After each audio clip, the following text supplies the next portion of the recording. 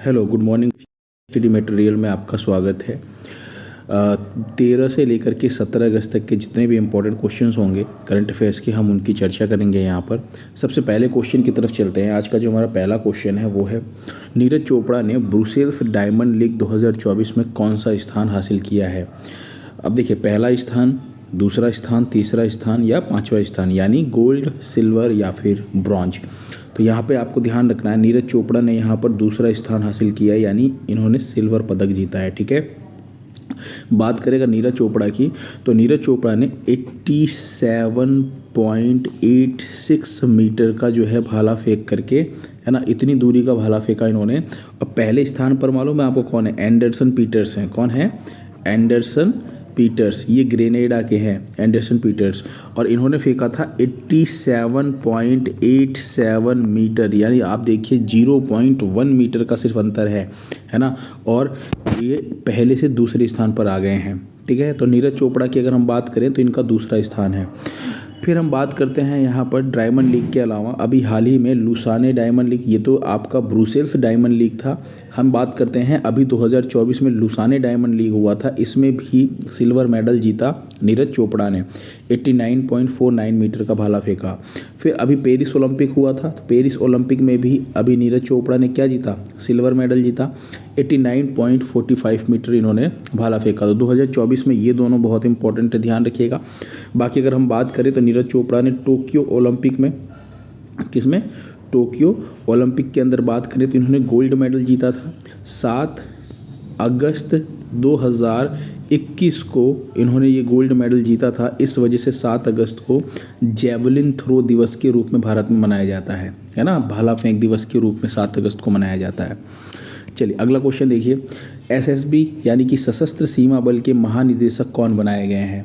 तो अभी एसएसबी के जो महानिदेशक बनाए गए हैं वो अमृत मोहन प्रसाद बनाए गए हैं। कौन बनाए गए हैं? अमृत मोहन प्रसाद। ऑप्शन डी जो है वो आपका बिल्कुल सही होने वाला है। अच्छा, यहाँ पे बात करें अगर, तो सशस्त्र सीमा बल के बारे में बात कर लेते हैं, और साथ ही साथ अभी हाल ही में बहुत सी नई नियुक्तियाँ हुई हैं। तो आपने जो पुराना पढ़ा था वो किसी काम का नहीं है। जैसे बीएसएफ की बात करें, है ना, सीआईएसएफ की बात करें, इसके अलावा अगर मैं बात करूं एनएसजी की बात कर लूं, अब इन सब की नियुक्तियां जो है नई हुई हैं, इसलिए इनको एक बार वापस से रिकॉल करते हैं। पहले बात करते हैं एसएसबी की। एसएसबी की बात करें तो सशस्त्र सीमा बल इसका फुल फॉर्म होता है ना। बात करें अगर यहाँ पर, तो इसकी स्थापना 1963 में भारत और चीन युद्ध के बाद हुई थी, जब 1962 में चाइना का युद्ध हुआ था जिसमें भारत ने हार हो गई थी।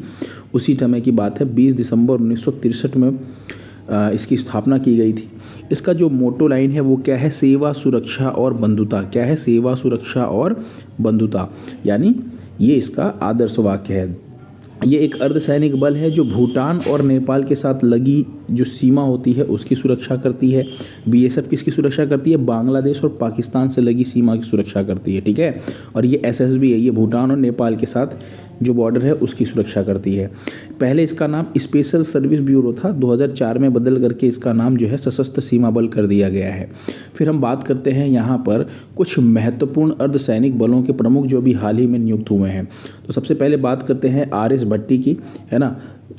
सीआईएसएफ के अभी महानिदेशक बनाए गए हैं। दलजीत सिंह चौधरी की बात करें तो ये बीएसएफ के अभी नए महानिदेशक बनाए गए हैं। बी श्रीनिवासन की बात करूं अगर, तो ये एनएसजी के डीजी बनाए गए हैं। विकास लखेड़ा जो है ये असम राइफल्स के डीजी बनाए गए हैं। अनीश दयाल सिंह ये सीआरपीएफ के डीजी बनाए गए हैं। गुरबीर पाल सिंह की बात करूं तो एनसीसी के महानिदेशक बनाए गए। राहुल रसगोत्रा, इनकी बात ध्यान रखिएगा, ये आईटीबीपी के महानिदेशक बनाए गए हैं। और वहीं पे अभी संजीव रैना जो हैं ये आईटीबीपी के अतिरिक्त महानिदेशक बनाए गए हैं। ठीक है, ये दोनों नाम आपको ध्यान रखना है। ठीक, आलोक शर्मा की बात करूं तो एसपीजी के महानिदेशक बनाए गए हैं। तो ये अभी जो अर्धसैनिक बल हैं ये बहुत इंपॉर्टेंट है, अक्सर एग्जाम में पूछे जाते हैं, आपको ध्यान रखना है। बात करते हैं जास्कर महोत्सव 2024 कहाँ मनाया गया? जास्कर महोत्सव 2024, अगर मैं जास्कर महोत्सव 2024 की बात करूं तो सबसे पहले तो आपको ये ध्यान रखना है कि इसका जो संस्करण है वो संस्करण कौन सा है। इसका संस्करण है 9वां संस्करण। कौन सा? 9वां संस्करण है। और अगर मैं बात करूं यहाँ पर, तो ये जो फेस्टिवल है ये लद्दाख में मनाया जाता है। कहाँ पर? लद्दाख में।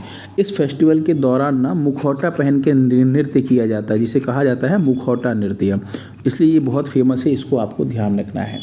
बात करें थोड़ा सा और, तो यहाँ पर लद्दाख के कहाँ पर, लद्दाख के सानी में ये फेस्टिवल जो है बड़ी धूमधाम से मनाया गया है। 9वां संस्करण है और उद्घाटन किसने किया है, उपराज्यपाल ने किया। और उपराज्यपाल कौन है, तो बीडी मिश्रा का नाम आपको ध्यान रखना है, वही उपराज्यपाल हैं। ठीक है।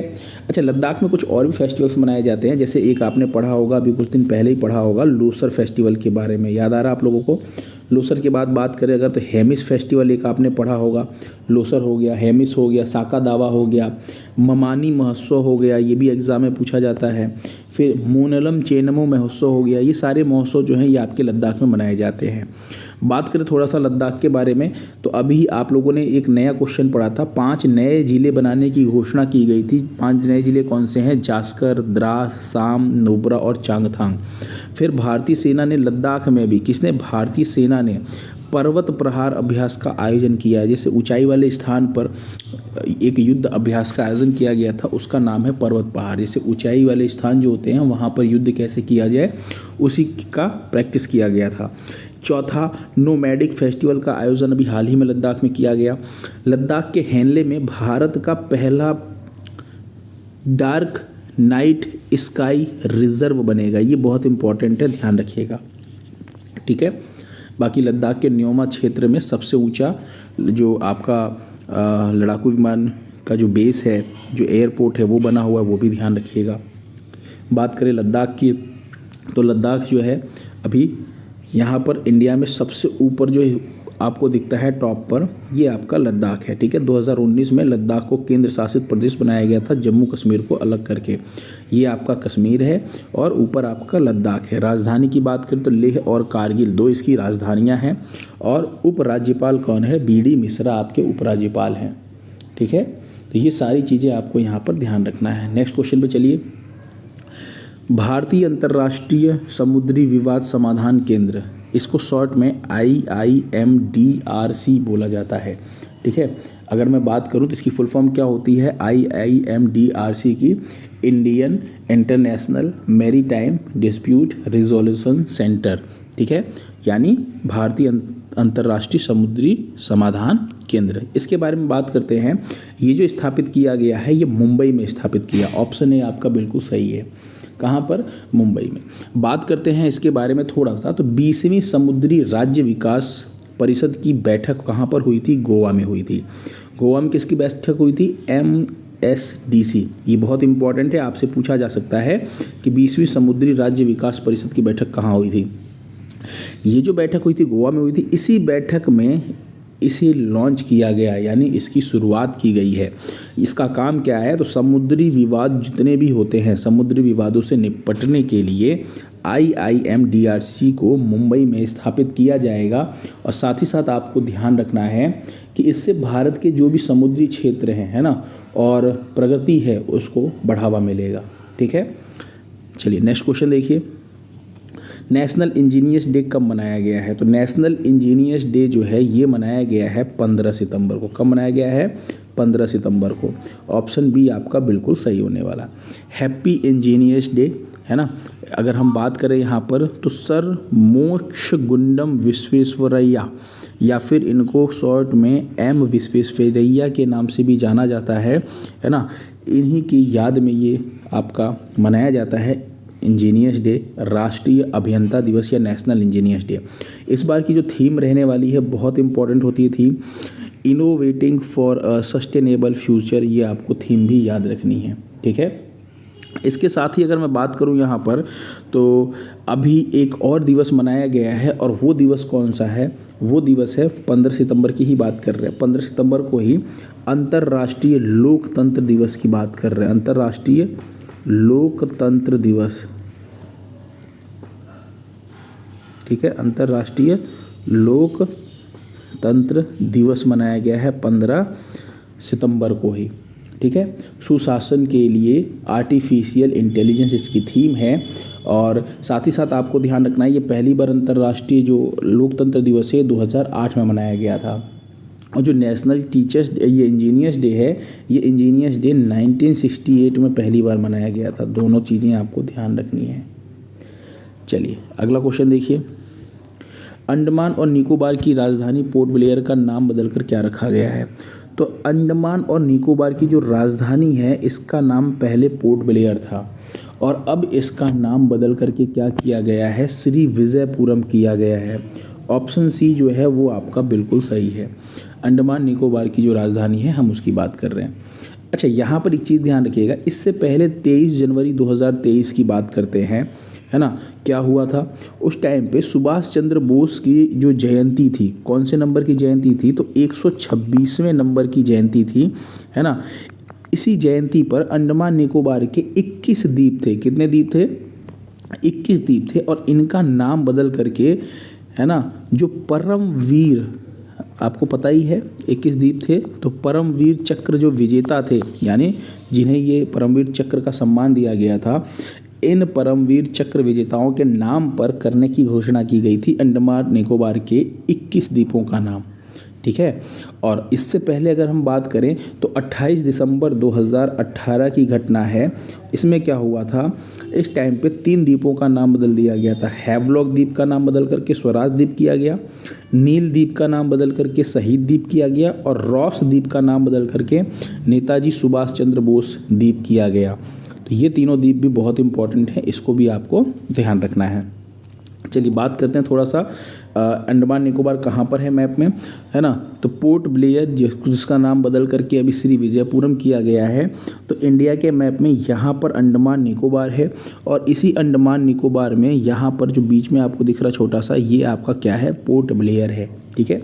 और इसकी राजधानी पोर्ट ब्लेयर, जिसका नाम बदल करके अब श्री विजयपुरम किया गया है। ठीक है। तो एक क्वेश्चन पूछा जाता है, अंगामी जनजाति कहाँ पाई जाती है ना। सोमपेन जनजाति कहाँ पाई जाती है? तो आपको ध्यान रखना है ये सारी जनजातियाँ जो है कहाँ पाई जाती है? अंडमान निकोबार में पाई जाती है। ठीक है। एक और चीज़ आपको ध्यान रखना है, और वो क्या है? जनजाति से तो क्वेश्चन पूछते ही पूछते हैं, साथ ही साथ आपको ध्यान रखना है कि एक नेशनल पार्क यहाँ पर है और आपको बताना है कमेंट बॉक्स में कि इस नेशनल पार्क का नाम क्या है जो अंडमान निकोबार में है। ये आप कमेंट बॉक्स में बताएंगे। चलिए, विश्व ओजोन दिवस कब मनाया गया है?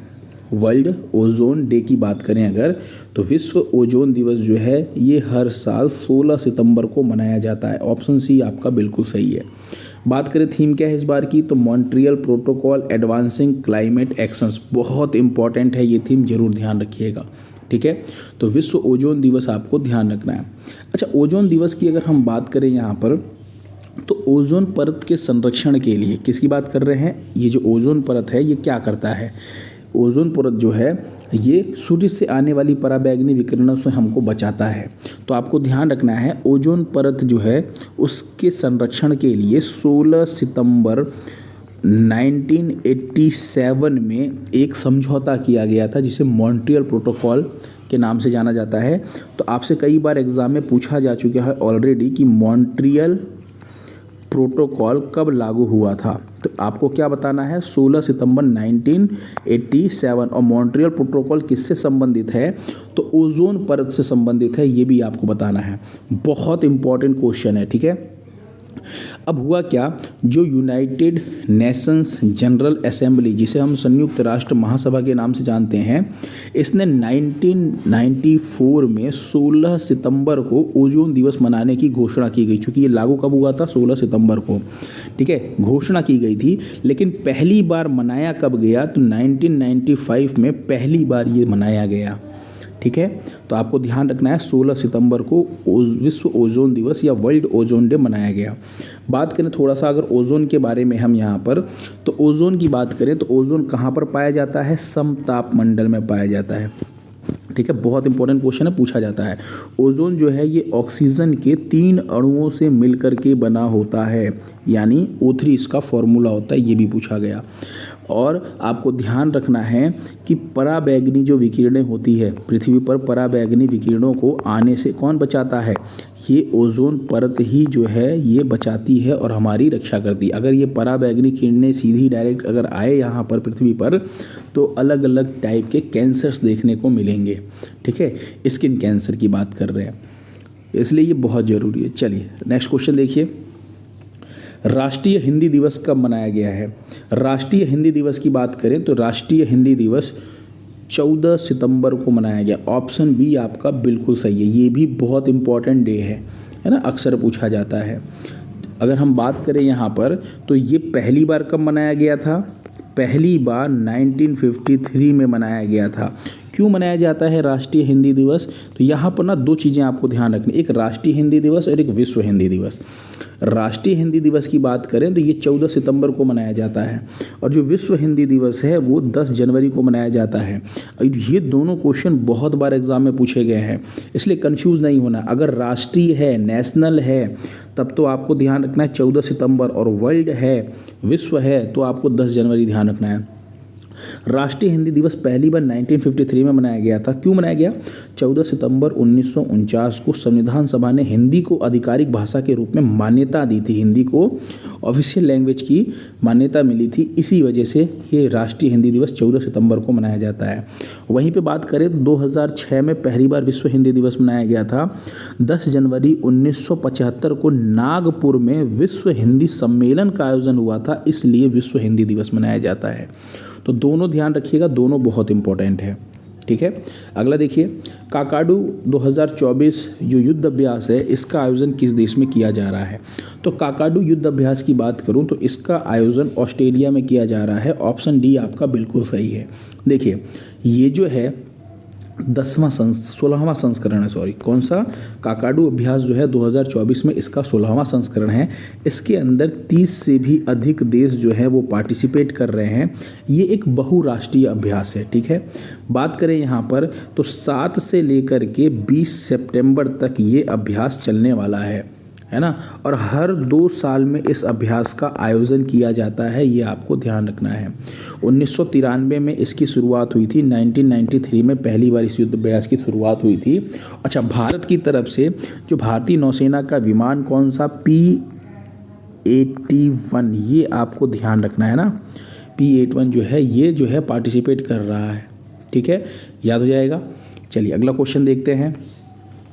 चौथा अखिल भारतीय राजभाषा सम्मेलन का आयोजन किस शहर में किया गया? तो चूंकि चौथा संस्करण है, पहला संस्करण कब हुआ था? 2021 में हुआ था। ठीक है, ये 2024 में चौथा संस्करण है। इंपॉर्टेंट क्वेश्चन है ये भी। अगर हम बात करें तो इसका जो आयोजन किया गया था वो किया गया है नई दिल्ली में। कहाँ पर? नई दिल्ली के भरत मंडपम में इसका आयोजन किया गया है। इसकी शुरुआत 2021 में हुई थी। All India official language conference के नाम से जाना जाता है, अखिल भारतीय राजभाषा सम्मेलन। ठीक है, बात करें यहाँ पर तो अभी हाल ही में कुछ महत्वपूर्ण सम्मेलन हुए हैं, है ना। 2024 में बहुत से सम्मेलन हुए हैं। हम क्या करेंगे, जब भी कोई भी सम्मेलन आएगा या कोई भी समिट का आयोजन किया जाएगा तो हम उसके साथ 2024 के, है ना, हमेशा 5 से 8 इम्पॉर्टेंट सम्मेलन जो है उसको रिवाइज करते रहेंगे। ठीक है, इससे क्या होगा, 2024 के जितने भी सम्मेलन हैं वो बार बार हमारे रिवाइज होते रहेंगे। चलिए बात करते हैं 27वां राष्ट्रीय युवा महोत्सव 2024 की ही बात कर रहे हैं, बहुत इंपॉर्टेंट है, नासिक में हुआ। 9वां अंतर्राष्ट्रीय विज्ञान महोत्सव फरीदाबाद में हुआ, है ना। पहला भारत स्टीम बॉयलर एक्सपो की बात कर रहे हैं, ये स्टीम है ना, टीम नहीं है, स्टीम है, इसे करेक्ट कर लीजिएगा, ये स्टीम है। भारत, है ना, बात करें भारत स्टीम बॉयलर एक्सपो कहाँ पर? गुवाहाटी में हुआ। वहीं पे बात करें 7वां हिंद महासागर सम्मेलन कहाँ पर? ऑस्ट्रेलिया के पर्थ में हुआ है। कृषि अर्थशास्त्रियों का 32वां अंतर्राष्ट्रीय सम्मेलन 2024 में नई दिल्ली में हुआ है।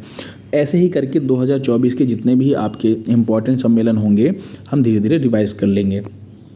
हाल ही में anti submarine warfare INS Malpe और INS मुल्की को कहाँ लॉन्च किया गया है? इसे केरल में लॉन्च किया गया है। ऑप्शन सी आपका बिल्कुल सही है, केरल में। अच्छा, अगर हम बात करें यहाँ पर तो कोचिन शिपयार्ड लिमिटेड ने इसका निर्माण किया था। किसने किया था? कोचिन शिपयार्ड लिमिटेड ने इसका निर्माण किया। इसके तहत जो है, इस प्रोजेक्ट के तहत 8 एंटी सबमरीन वारफेयर जो है वो शामिल किया जाना है, जिसमें से टोटल अब तक 5 शामिल किए जा चुके हैं, 3 और बनाए जाएंगे अभी। ठीक है, INS माहे पहला था, INS मालवन दूसरा, INS मांगरोल तीसरा और INS मालपे और INS मुल्की का आप देख पा रहे हैं, है ना। INS मुल्की और INS मालपे ये जो हैं ये आपके चौथे और 5वें थे जो अभी शामिल किए गए। 3 और बना करके शामिल किए जाने हैं। कुछ और चीज़ों की बात करें अगर यहाँ पर इम्पॉर्टेंट चीज़ों की, तो एक आपने अभी हाल ही में आईएनएस शिवालिक के बारे में पढ़ा था, जिसने रिम पैक 2024 का जो युद्धाभ्यास था उसके अंदर रोडियो ट्रॉफी जीती थी। ध्यान रखिएगा, रेडियो नहीं है, ये रोडियो है, रेडियो नहीं है, रोडियो है, टाइपिंग मिस्टेक है, ठीक है। आईएनएस अरिघात की बात करें तो भारत की दूसरी परमाणु पनडुब्बी कौन बनी है? आईएनएस अरिघात नाम है उसका, जो भारत की दूसरी परमाणु पनडुब्बी है। यहीं पे आपको ध्यान रखना है पहली परमाणु पनडुब्बी कौन सी है, तो आपको ध्यान रखना है पहली परमाणु पनडुब्बी जो है वो उसका नाम है आईएनएस अरिहंत। क्या नाम है? आईएनएस अरिहंत। फिर बात करते हैं यहाँ पर एक और आपको ध्यान रखना है, द्वारका गुजरात के अंदर भारत की पहली पनडुब्बी पर्यटन शुरू हुई है। दरअसल द्वारका के नीचे जो समुद्र के नीचे जो बसे हुए शहरों के अवशेष हैं उसी को दिखाने के लिए ये सेवा जो है शुरू की गई है, तो ये भी आपको ध्यान रखना है, ठीक है। आईएनएस अरिघात की बात करें तो ये भी हाल ही में विशाखापट्टनम में कमीशन की गई है, ठीक है। नेक्स्ट देखिए, टाइम्स पत्रिका की 2024 की दुनिया की सर्वश्रेष्ठ कंपनियों की सूची में शीर्ष भारतीय कंपनी कौन सी है? तो यहाँ पर ध्यान रखिएगा, HCL जो है ऑप्शन ए आपका बिल्कुल सही है। ये इंडिया में भले नंबर 1 पर है लेकिन वर्ल्ड में 112वें स्थान पर है। ध्यान से समझिएगा, जैसे ये वर्ल्ड की रैंकिंग है जिसमें दुनिया की सबसे सर्वश्रेष्ठ कंपनी में कौन सी है, तो वर्ल्ड में नंबर 1 पे कौन है? एप्पल है। कौन है? एप्पल। एप्पल के बारे में आप सभी को पता ही है, ठीक है। दूसरे नंबर पे एसेंचर है, तीसरे नंबर पे माइक्रोसॉफ्ट है। तो अगर वहीं पे बात करूं मैं कि इंडिया में नंबर 1 पर कौन है, तो इंडिया में नंबर 1 पर है HCL। ये इंडिया में नंबर 1 पे, लेकिन वर्ल्ड में इसकी क्या रैंकिंग है, तो वर्ल्ड में ये 112वें स्थान पे है, ठीक है। तो वर्ल्ड में नंबर 1 पे कौन? एप्पल, और इंडिया में नंबर 1 पे कौन? HCL। दोनों ही याद रखिएगा। फिर बात करते हैं अंतर्राष्ट्रीय हॉकी फेडरेशन के अध्यक्ष के रूप में पुनः किसे नियुक्त किया गया है, तो दूसरा कार्यकाल होने वाला है इनका। नाम क्या है इनका? मोहम्मद तैयब इकराम। ये आपको दिख रहे हैं, ये मोहम्मद तैयब इकराम हैं और ये FIH यानी कि अंतर्राष्ट्रीय हॉकी फेडरेशन के अध्यक्ष के रूप में चुने गए हैं। ऑप्शन सी जो है आपका बिल्कुल सही होने वाला है, ठीक है। बात करें यहाँ पर अगर हम, तो FIH की जो स्थापना हुई थी वो कब हुई थी? 1924 में स्थापना हुई थी। इसका जो हेडक्वार्टर है, मुख्यालय है, वो कहाँ पर है? तो स्विट्ज़रलैंड के लुसाने में इसका मुख्यालय है। कहाँ पर? स्विट्ज़रलैंड के लुसाने में इसका मुख्यालय है। अगला देखिए, सितंबर 2024 में भारत और ओमान के बीच कौन सा युद्ध अभ्यास आयोजित हुआ है? तो भारत और ओमान के बीच में सितंबर 2024 की बात कर रहे हैं। सितंबर 2024 में एक तो आपको ध्यान रखना है अल नजाह और दूसरा आपको ध्यान रखना है ईस्टर्न ब्रिज अभ्यास। ये दोनों जो हैं ये भारत और ओमान के बीच में क्या हुआ है? ये युद्ध अभ्यास आयोजित हो रहा है।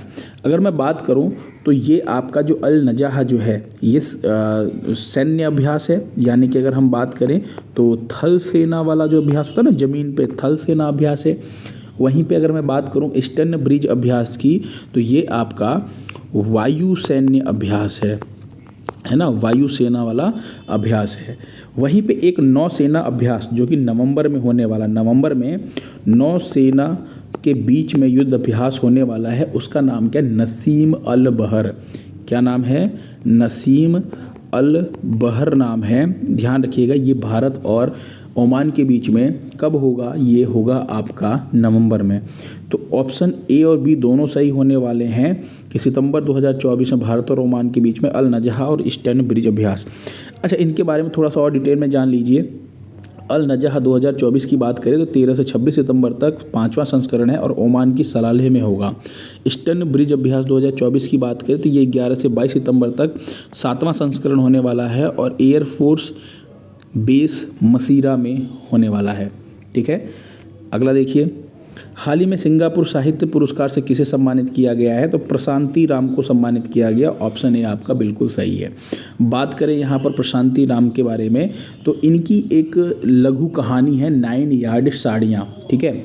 अगर हम बात करें यहाँ पर तो वो कौन सी आपको ध्यान रखना है, ये है आपकी प्रशांति राम। महिला हैं, बिल्कुल महिला है, ध्यान रखिएगा इस चीज़ को, है ना। और भारतीय मूल की ये महिला हैं, ये एक व्याख्याता हैं। अगर मैं बात करूँ नानयांग टेक्नोलॉजी यूनिवर्सिटी में भारतीय मूल की एक व्याख्याता है। इन्होंने एक पुस्तक लिखी है, इन्होंने एक बुक लिखी है और बुक का नाम क्या है? 9 यार्ड साड़ी, ठीक है, ध्यान रखिएगा, ये एक लघु कथा है। क्या है? ये एक लघु कथा है। इसी बुक के लिए इन्होंने ये पुरस्कार जीता है, ठीक है। नाम क्या है? प्रशांति राम, याद रखिएगा। अगला देखिए, वर्ष 2024 के लिए सर्वश्रेष्ठ देश जो है वो किसे घोषित किया गया, यानी बेस्ट कंट्री किसे घोषित किया गया है। और ये जो बेस्ट कंट्री घोषित किया गया है, ये US news and world report के अनुसार घोषित किया गया है। स्विट्ज़रलैंड को घोषित किया गया। ऑप्शन ए आपका बिल्कुल सही है। बात करें, स्विट्ज़रलैंड पहले स्थान पर है, जापान जो है वो आपका दूसरे स्थान पर है, और अमेरिका तीसरे स्थान पे है। आपके मन में आ रहा होगा भारत कौन से स्थान पे? तो भारत 33वें स्थान पर है इस लिस्ट के अंदर, ठीक है। बात करें अगर स्विट्ज़रलैंड की, तो आप मैप में देखिए स्विट्ज़रलैंड कहाँ है। एक यूरोपीय आपको दिख रहा है कंट्री है, यहाँ पर आपको स्विट्ज़रलैंड छोटा सा दिख रहा है, यहाँ पर लोकेशन है स्विट्ज़रलैंड की। राजधानी इसकी बर्न है। फ्रैंक यहाँ की करेंसी है। वियोला एमहर्ट जो है वो यहाँ के राष्ट्रपति हैं। अच्छा, स्विट्ज़रलैंड के अंदर एक जगह है जिनेवा, है ना। देखिए, राजधानी स्विट्ज़रलैंड की बर्न है, लेकिन जिनेवा जो जगह है यहाँ पे बहुत से अंतर्राष्ट्रीय जो संगठन है उनके मुख्यालय हैं। जैसे हम बात करें WHO का मुख्यालय, है ना, ILO का मुख्यालय यहाँ पर है, WTO का मुख्यालय यहाँ पर है, WIPO का मुख्यालय यहाँ पे, WIPO। बहुत से अंतर्राष्ट्रीय संगठन हैं जिनका मुख्यालय आपको कहाँ पर देखने को मिलेगा? यहीं पर स्विट्ज़रलैंड के अंदर एक जिनेवा जगह है वहाँ पर मिलेगा। इसका मतलब ये कतई नहीं है कि स्विट्ज़रलैंड की राजधानी जिनेवा है, राजधानी स्विट्ज़रलैंड की बर्न है, ठीक है। अगला देखिए, हाल ही में नौसैनिक अभ्यास ओशन 2024 जो है ये किसने शुरू किया है? ये जो नौसैनिक अभ्यास है ना, ये आपका शुरू किया है रूस ने। ऑप्शन बी आपका बिल्कुल सही है। रूस का सबसे बड़ा अभ्यास है, ठीक है, इसमें चीन भी हिस्सा ले रहा है। रूस के जो 5 बड़े बेड़े हैं, है ना, बड़े बड़े, जो कहाँ कहाँ पर बसे हुए हैं, जैसे प्रशांत महासागर में, भूमध्य सागर में, आर्कटिक महासागर में, कैस्पियन सागर में, बाल्टिक सागर में, इन जगह पर बसे हुए हैं। और ये अपनी अपनी जगह पर युद्ध अभ्यास का जो है आयोजन करने वाले हैं। तो ओशन 2024 जो है ये रूस ने शुरू किया है। हाल ही में पोलरिस डाउन मिशन जो है ये किसने लॉन्च किया है? तो पोलरिस डाउन मिशन की अगर हम बात करें तो अंतरिक्ष के अंदर चहलकदमी करने के लिए, या फिर आप कह सकते हैं स्पेस वॉक करने के लिए, ये जो है शुरू किया है स्पेस एक्स कंपनी ने, है ना। एलन मस्क की कंपनी है, ये ज़रूर ध्यान रखिएगा, एग्ज़ाम में पूछा जा सकता है, ठीक है। तो यहाँ पर आपको ध्यान रखना है। एक बार मैं आपको इमेज दिखाता हूँ। पोलरिस डाउन मिशन की बात करें तो ये पोलरिस डाउन मिशन है। इसके अंदर एक छोटा सा ये आप कैप्सूल देख रहे हैं। इस कैप्सूल में ये अंतरिक्ष यात्री जो है ये बाहर निकल रहा है ना। इसकी कैपेसिटी कितनी है? तो ये एक बार में 4 लोगों को ही लेकर के, है ना, घुमा फिरा सकता है, यानी अंतरिक्ष में टहलाएगा, चहलकदमी करवाएगा और फिर वापस लेकर के आएगा। जिसके पास बहुत पैसा है वो लोग ये मज़ा जो है ले सकते हैं। कहाँ से?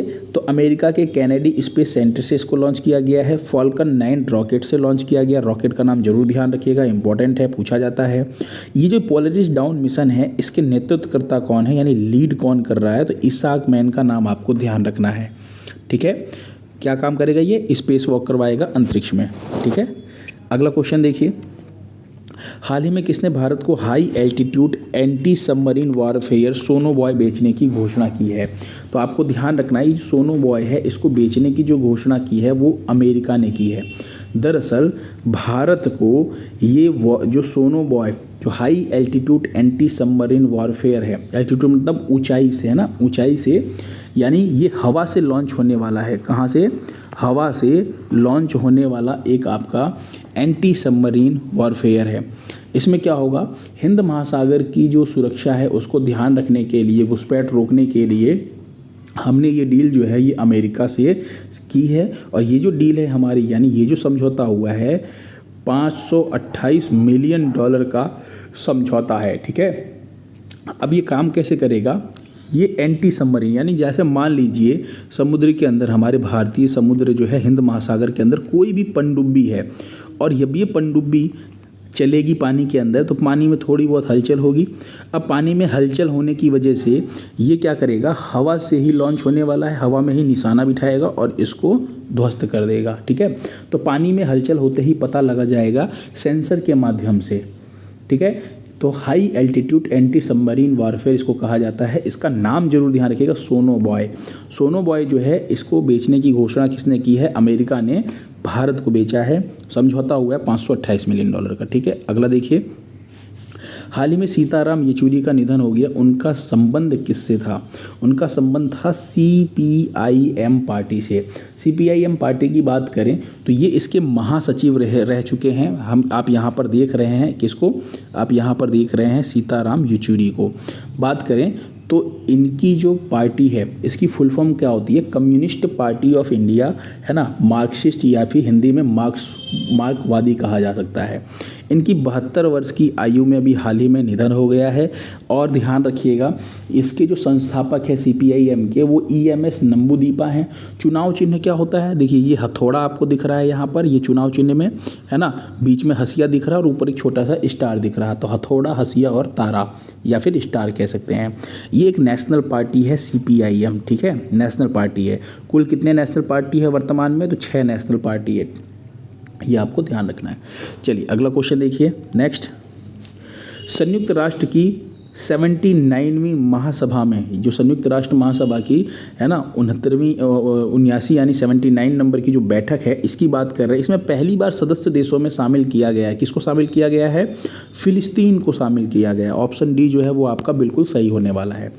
अगर हम बात करें यूनाइटेड नेशंस जनरल असेंबली, है ना, संयुक्त राष्ट्र महासभा यानी UNGA की बात करें, इसका मुख्यालय कहाँ पर? न्यूयॉर्क में है। टोटल सदस्य देश 193 हैं। अभी 78वें यानी 78वें सत्र की जो अध्यक्षता हुई थी वो डेनिस फ्रांसिस ने की थी। और इससे भी कहीं इंपॉर्टेंट ये है कि 79वें सत्र की जो अध्यक्षता है वो कौन कर रहा है? फिलेमोन यांग, जो कि कैमरून के पूर्व प्रधानमंत्री रह चुके हैं। ठीक है, तो फिलेमोन यांग का नाम जरूर याद रखिएगा, बहुत इंपॉर्टेंट है। पहली महिला अध्यक्ष कौन बनी थी? तो विजय लक्ष्मी पंडित बनी थी, ये आपको ध्यान रखना है। किसकी बात कर रहे हैं? UNGA की बात कर रहे हैं। अगला क्वेश्चन देखिए। केंद्रीय मंत्री श्री राजीव रंजन सिंह, जिनको लल्लन सिंह के नाम से भी जाना जाता है, इन्होंने रंगीन मछली ऐप कहाँ पर लॉन्च किया है? तो भुवनेश्वर उड़ीसा में इन्होंने रंगीन मछली ऐप लॉन्च किया है। अच्छा, ये रंगीन मछली ऐप है क्या चीज़? तो आपने देखा होगा घरों में या फिर छोटे मोटे जो एक्वेरियम सब लोग रखते हैं ना, एक्वेरियम घरों के अंदर सजाने के लिए, उसमें ना गोल्डन कलर की, है ना, या फिर सिल्वर कलर की, ऐसे बहुत से सजावटी मछली रखे जाते हैं। कौन से? सजावट के लिए। तो सजावट के लिए जिन मछलियों का यूज़ होता है ना, सजावट के लिए यूज़ होने वाली जो मछलियां हैं उनके बारे में जानकारी देना है ना। डेकोरेशन के लिए जो घरों में लोग सजाते हैं उन मछलियों के बारे में जानकारी देने के लिए रंगीन मछली ऐप लॉन्च किया गया है भुवनेश्वर उड़ीसा में। राज्य भी ध्यान रखिएगा और जगह भी ध्यान रखिएगा। ठीक है, कभी कभी राज्य पूछ लिया जाता है। और लॉन्च किसने किया? तो राजीव रंजन सिंह ने। हाल ही में हिजाब पर किस देश ने प्रतिबंध लगाया है? ये एक इम्पॉर्टेंट क्वेश्चन लगने वाला है ना। ऐसा लग रहा है कि ये पूछा जा सकता है, क्योंकि इसलिए इम्पॉर्टेंट है क्योंकि तजाकिस्तान के अंदर ये मतलब किया गया है। अब सोचिए तजाकिस्तान के अंदर ना ऑलरेडी ये मुस्लिम बहुल आबादी वाला देश है, यानी 90% से भी अधिक लोग मुस्लिम यहाँ पर रहते हैं। ठीक है, और तजाकिस्तान के अंदर यानी ताजिकिस्तान या तजाकिस्तान की बात करें तो यहाँ पर प्रतिबंध लगाया गया है हिजाब को लेकर के। ठीक है, राजधानी क्या है इसकी? तो दुशांबे इसकी राजधानी है ना। और अगर हम बात करें, सोमोनी यहाँ की करेंसी है और इमोमाली रहमान यहाँ के राष्ट्रपति हैं। यहाँ पर ध्यान रखिएगा, हिजाब को लेकर के प्रतिबंध लगाया गया है। एक मुस्लिम कंट्री है ये ताजिकिस्तान, इसने लगाया है। अगला देखिए, ऑपरेशन यमन किसने शुरू किया है? तो अभी हाल ही में क्या हुआ है कि जो हूती होते हैं ना, हूती विद्रोही, आपको पता है यमन में हूती विद्रोही रहते हैं। तो ये जो हूती हैं, इन हूतियों ने क्या किया है?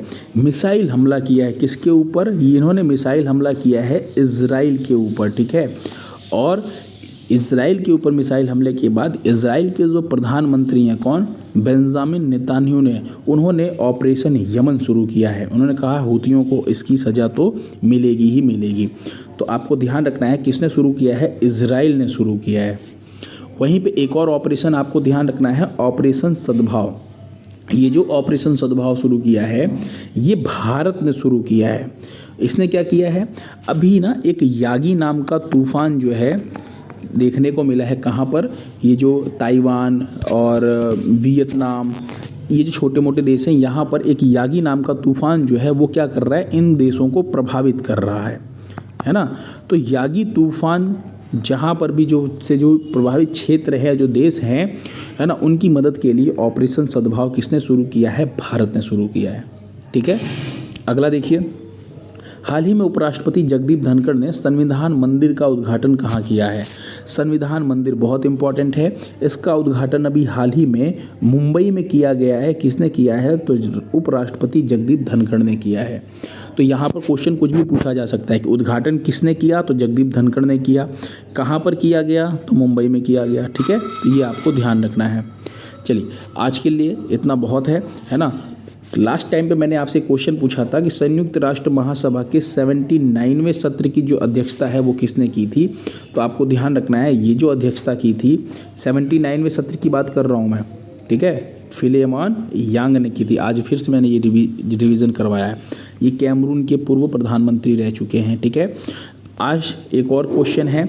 हाँ, लास्ट टाइम पे जो क्वेश्चंस के आंसर आए थे वो आपको ध्यान रखना है ना। सुरेंद्र मौर्य, ठीक है, इसके अलावा एक कृष्णा करके हैं, उन्होंने आंसर दिया था।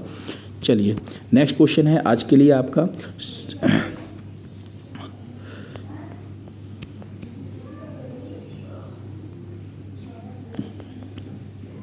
चलिए आपका क्वेश्चन सेम हो गया है बट कोई बात नहीं, मैं आपको अपनी तरफ से एक क्वेश्चन जो है यहाँ पर मैं दे रहा हूँ और उस क्वेश्चन को आपको यहाँ पर आंसर बताना है। हाल ही में मिशेल बार्नियर, किसकी बात कर रहे हैं, मिशेल बार्नियर जो है ये अभी किस देश के प्रधानमंत्री बनाए गए, किसकी बात कर रहे हैं, मिशेल बार्नियर। आपको बताना है कि मिशेल बार्नियर जो हैं अभी प्रधानमंत्री बनाए गए हैं, कौन से देश के बनाए गए हैं। ठीक है, क्या बताएंगे, कौन से देश के बनाए गए हैं। चलिए ध्यान रखिएगा, आज के वीडियो का जो लाइक है वो 20 लाइक का टारगेट रखा गया है भैया, इसको पूरा करवाइए, है ना। अगर आप इसको पूरा करेंगे तभी हम अपने टारगेट को बढ़ाएंगे। ठीक है, चलिए पीडीएफ आपको कहाँ पर मिलेगी, टेलीग्राम चैनल जो है वहाँ पर पीडीएफ मिल जाएगी और जल्द ही आपकी जो क्लास है और भी सिस्टमेटिक ढंग से होने वाली है। अभी तक तो मतलब आपके जो है ये फ़ोन की स्क्रीन रिकॉर्डिंग से हो रहा है, आने वाले टाइम में अब आपकी जो पेन टैब है और लैपटॉप का यूज़ करते हुए आपकी क्लास रिकॉर्ड की जाएगी, तो वो और भी अच्छा आपको यहाँ पर देखने को मिलेगा। ठीक है, चलिए, थैंक यू।